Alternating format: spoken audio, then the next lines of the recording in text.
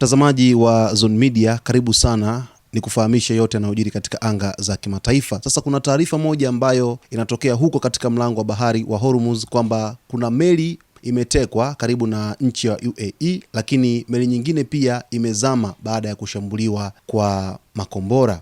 Sasa kwa mujibu wa gazeti la Los Angeles Times limeripoti taarifa hii likisema kwamba mvutano katika mlango wa bahari wa Hormuz umeingia katika hatua mpya baada ya meli moja kutekwa karibu na pwani ya Umoja wa Falme za Kiarabu UAE na kupelekwa kuelekea Iran, huku meli nyingine ya mizigo yenye bendera ya India ikizama karibu na Oman baada ya kushambuliwa na kushika moto.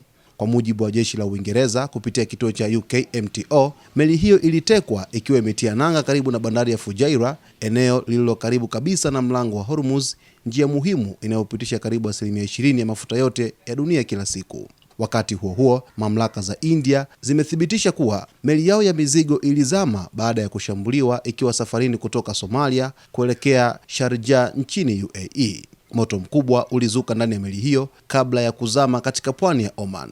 Hakuna kundi lililojitokeza kudai kuhusika na mashambulizi hayo, lakini matukio hayo yanakuja wakati Irani ikiendelea kutoa kauli kali dhidi ya Marekani kuhusu udhibiti wa mlango wa Hormuz. Afisa mmoja mwandamizi wa Iran amesema Tehran ina haki ya kulinda eneo hilo la bahari na kudai fidia kutoka Marekani kabla ya mazungumzo yote kurejea. Aidha, mahakama ya Iran imesema nchi hiyo ina haki ya kisheria kukamata meli za mafuta zinazohusishwa na Marekani, ikidai Washington imekuwa ikikiuka sheria za baharini. Mwisho wa taarifa jinsi ambavyo inaeleza. Sasa taarifa hii ukiangalia vizuri, tukio limetokea karibu kabisa na nchi ya Umoja wa Falme za Kiarabu, yaani kwa lugha nyingine imetokea eneo karibu kabisa na pwani ya Umoja wa Falme za Kiarabu. Ikumbuke kwamba Irani ina uhasama mkubwa sasa hivi na Umoja wa Falme za Kiarabu kutokana na jinsi ambavyo mambo yanavyoenda tangu wakati wa vita hadi hivi sasa.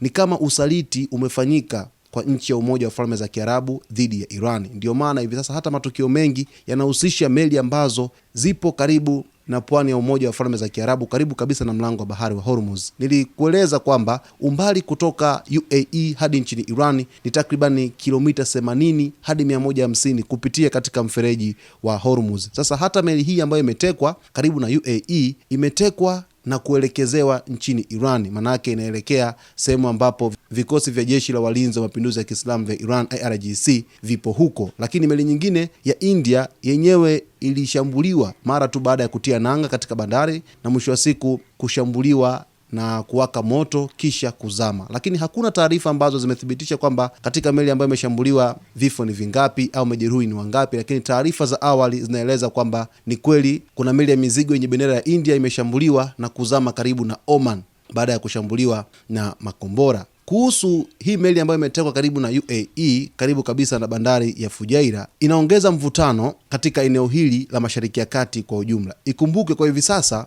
juhudi zinaelekezwa zaidi kwa upande wa kutafuta suluhu katika mlango wa bahari wa Hormuz, lakini bado hali ya sintofahamu inazidi kutokea. Basi mtazamaji wetu, mimi nitazidi kukujuza yote ambayo yanajiri kuhusu taarifa hii ambayo imeripotiwa na gazeti la Los Angeles Times kutoka huko nchini Marekani. Cha msingi tu usiache kusubscribe channel yetu, kulike, kucomment pamoja na kushare.